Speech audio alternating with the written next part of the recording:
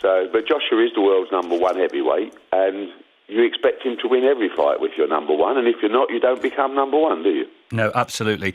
So now, what next? Deontay Wilder, the WBC champion, it's been confirmed in the last 24 hours that he's going to fight Tyson Fury in America. And Frank Warren, who arranged that's on the line. So let me get, first of all, before we bring Frank in, a reaction to that December the 1st fight, Barry.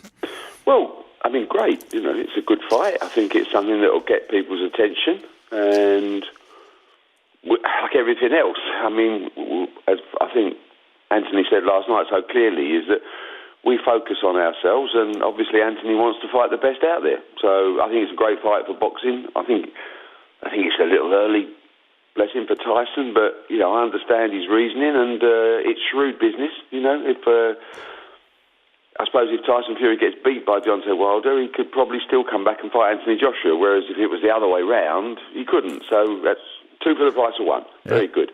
I look forward to it. I think Deontay Wilder's a big favourite. Well, stay on the line if you would, because Frank Warren joins us. Frank, so all the paperwork signed, it's definitely happening December the 1st, yeah? It is, and there'll be Deontay and his team will be in London Monday week, and we'll be starting the first leg of the press tour, which will take in New York, LA, and there's one other city which hasn't been decided yet. Yeah. If Wilder lost as the champion, is there a rematch clause in the contract for him to fight Fury again before any other contest? I can't give you the details of the contract. Why not? Because I just told you. But the situation is very clear. The winner of that fight, and Anthony Joshua, is a big fight, and nothing will stand in the way of that happening. I believe that Tyson Fury will be the winner. As Barry just said, that's a big fight, so why on earth would anybody want to stand in its way? No, all I was merely thinking that if Fury won and Wilder as the champion lost, Wilder, you know, if I was his manager, I'd say have a rematch contract in there, and so that might scupper an immediate fight with Joshua, if you see the point I'm making. No, I absolutely do see the point, but I think everybody's sensible enough to make sure that the big fights happen. And there are ways to make things happen. So I don't believe that anything will stop that fight from happening. The only people who could stop it from happening is Anthony Joshua's people. So, Barry Hearn, you say? Well, with all respect, total rubbish.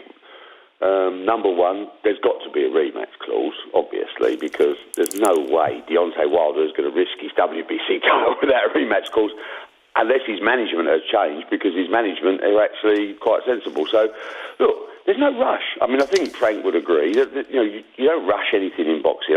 We've got a fighter here who's 22 fights, the world number one heavyweight. There's no rush whether he fights Deontay Wilder and Tyson Fury later on. Yeah, I mean, we're not going away from this world. In an ideal world, we have a plan. If the ideal world doesn't work out, we have another plan and we run a proper business at proper time. But I know Anthony has made his shopping list of who he would prefer to fight next, and that is Deontay Wilder. But it doesn't mean to say the deal can be done, because you don't just go into any meeting and say, I want to fight you, I'll agree any terms. Anthony's planning a 6, 7, 8 year career. It doesn't end on April the 13th. It's just another day of a journey of Anthony Joshua's career. Frank? Well, that tells you all you need to know. They don't want to fight him. If they wanted to fight Wilder, they would have fought him yesterday. That's what would have happened. They didn't want to fight him. It's simple as that. They turned down a $50 million offer, and that's why we're making the fight. The facts of the matter are the public want the fight, Sam. They want the winners to fight, want to see who's the best. Yeah, and I respect what Barry says, because he's an accountant. That's his mentality. What does he want to kill the golden goose for? The public want to see the best fighting the best. And the 3 best heavyweights out there are Anthony Joshua, Wilder, and Tyson Fury. So the bottom line is 2 of them are fighting. The lineal champions fighting the WBC champion, both undefeated. The winner of that should fight Anthony Joshua next April. Why shouldn't that happen? Barry? Great. It's great if it happens. We want to fight Wilder. We've sent Wilder a signed contract to fight on April the 13th already. You'll be fighting Tyson Fury. Yeah, but he's fight. No, we will agree a term with Deontay Wilder to fight on April the 13th if he beats Tyson Fury. If he doesn't beat Tyson Fury, I believe we've got to look around because we've got a business to run. We want to deliver the fights people want. That's why we do the biggest shows in the world. The public don't want to see Anthony Joshua against Tyson Fury. But Tyson Fury will not be in a position, in my view, Frank. Well, let's put it this way. Let's just cut through. If he is, I'd love to see it. Well, let me tell you, that's my problem to sort out. But let's assume that he is in that position. Is the fight going to happen? I can't do that. Is the fight going to happen? I can't do that because I can't assume that you're telling me the truth. I don't believe he is going to be in a position to do that. That's not what I asked. Whether you're saying whether you believe it or not, what I'm saying to you, if he's in that position. There's no question. If Tyson in a world then where... that's up to me to deliver that, isn't it? So I'm pleased to hear that you have stated publicly, if he's in the position, we'll make the fight. That's all we want to know. Of course, and it's like everything else, Frank, as you know, it's subject to terms. Well, it shouldn't be a problem, should it? The lineal champion, who's now the WBC.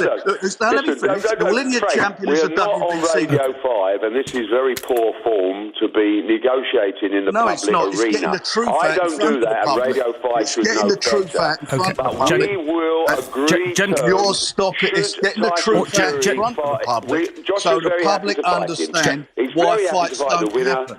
Gentlemen, let me as the referee just step in here, and what I'm going to ask you to do, I'm just going to be the referee here. On national radio to try and agree terms for a commercial fight. You should know better, and Radio 5 should be ashamed of themselves. Hang on one second, Barry. Hang on. He has nothing else to pull. Hang on one second, Barry. We did ask you whether you would talk to Frank Warren, so don't say Radio 5 should be... So, Barry, would you just bear with us for 1 second? I'm going to let you have your say. Can you just tell us, in a nutshell, what you see the situation as, Barry, please? Wilder or Tyson Fury, subject to terms on April the 13th, without a problem in the world. OK, and Frank, let's get a little response from you. I'm absolutely delighted that Barry's just said. So there you go, people who are listening. The winner will fight Anthony Joshua. You heard it from the chairman. Subject to terms, because you will ask for a ridiculous amount of money and it won't be made. But let's try to talk about it anyway. It'll be very simple. It's a 50-50 deal. Very simple. Not a 50-50 split against the number one heavyweight in the world. You can forget that completely. Gentlemen, I appreciate you coming on. I'm only sorry we couldn't have done a pay-per-listen deal for Five Live there. Barry, thank you very much for coming on the programme. Good. It won't be happening again. Thank you. OK, Frank, thank you very much as well. Well, I hope I'm on the programme again. Yeah, we'll invite you back. Kevin, a reaction to that, and as I say, I will make the point that we said to Barry Hearn before he came on the air, he was on, and my producer said they were happy to talk. Gary, I think I need a cup of tea, mate, after that.